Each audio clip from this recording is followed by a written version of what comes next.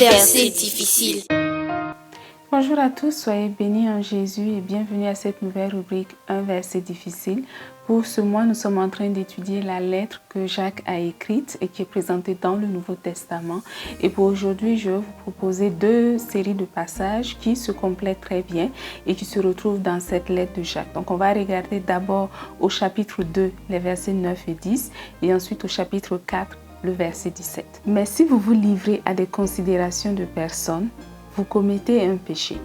Vous êtes convaincu de transgression par la loi.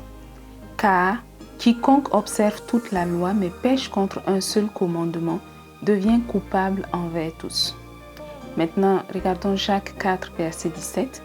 Si quelqu'un sait faire le bien et ne le fait pas, il commet un péché. La première chose que je vais souligner et clarifier, c'est que Jacques a écrit cette lettre à des personnes qui avaient une origine juive. Donc, c'était des personnes qui pratiquaient la loi de Moïse, qui fonctionnaient selon la loi de Moïse et qui, dans leur histoire, à un moment donné, ont rencontré le Seigneur Jésus et ils ont accepté de changer de vie, de devenir enfants de Dieu.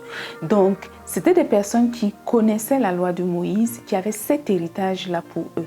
D'abord, je vais vous rappeler aussi que la loi de Moïse avait été donnée à l'époque par Dieu à Moïse pour le peuple d'Israël. Donc c'était une loi qui était exclusive au peuple d'Israël.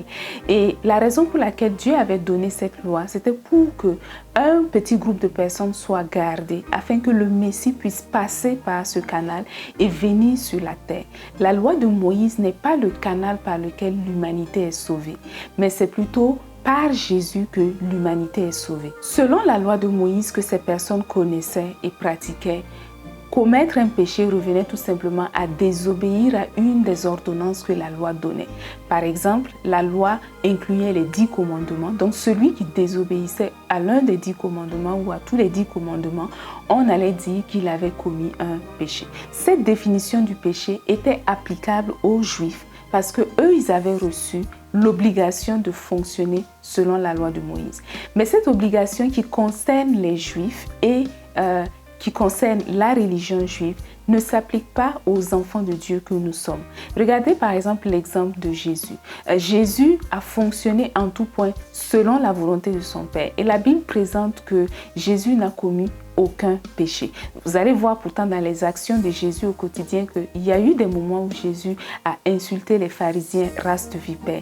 Il y a eu des moments où, notamment une occasion où lorsque Jésus est entré dans le temple, il a vu les vendeurs et tout le désordre que ça avait occasionné dans le temple. Il les a tous chassés en renversant les tables de certains changeurs, etc., tel que la Bible nous le relate. Donc Jésus a posé certaines œuvres, mais il n'a pas commis de péché pour montrer que tant que l'on marche dans la volonté de Dieu, on ne peut pas commettre de péché. Parce que dans la volonté de Dieu, il n'y a pas de péché possible. Mettons-nous dans le contexte, encore une fois, de ces Juifs-là qui avaient l'origine et qui avaient l'expérience de la religion juive. Donc, Jacques, en leur parlant, peut rentrer dans les détails de, voilà, comment est-ce que le péché va se manifester dans leur cas. Donc, Jacques va leur dire, quand nous avions la loi de Moïse, quand la loi de Moïse était en vigueur, on savait très bien que chaque fois qu'on désobéissait à un commandement de cette loi, on était en train de commettre un péché. C'était une réalité qui était exclusive à ces personnes-là, à qui Jacques était en train d'adresser cette lettre.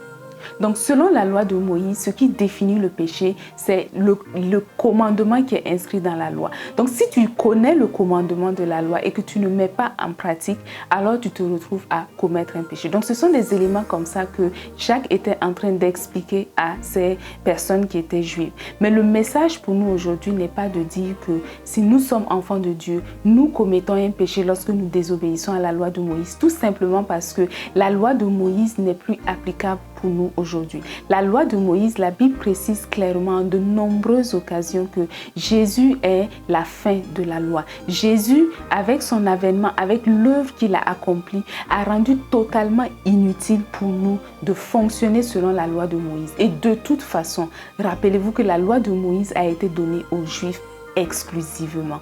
Quand je dis que la loi de Moïse a été donnée aux Juifs exclusivement, il y a de nombreux versets qui nous le démontrent. Donc quand Dieu a donné la loi aux Juifs, il ne leur a pas dit « allez, faites de toutes les nations des suiveurs de la loi de Moïse ». Pourtant, Jésus nous a clairement dit « allez, faites de toutes les nations des disciples de mon message ». Donc celui qui nous sauve aujourd'hui, c'est Jésus. Celui qui est important pour nous, c'est Jésus. Et la loi de Moïse n'a plus aucun intérêt pour chacun de nous. Donc, retenez que dans le passé, le péché existait parce que tous ceux qui avaient la connaissance de la loi, qui fonctionnaient selon la loi, chaque fois qu'ils désobéissaient à cette loi, ne serait-ce qu'un seul petit commandement qui était dans cette loi, alors ils se retrouvaient à pécher contre Dieu. Mais nous, aujourd'hui, nous sommes débarrassés de la loi de Moïse. Elle ne s'applique plus à nous et nous n'avons plus à nous inquiéter de ce qu'elle pourrait avoir comme effet ou comme impact sur chacune de nos vies.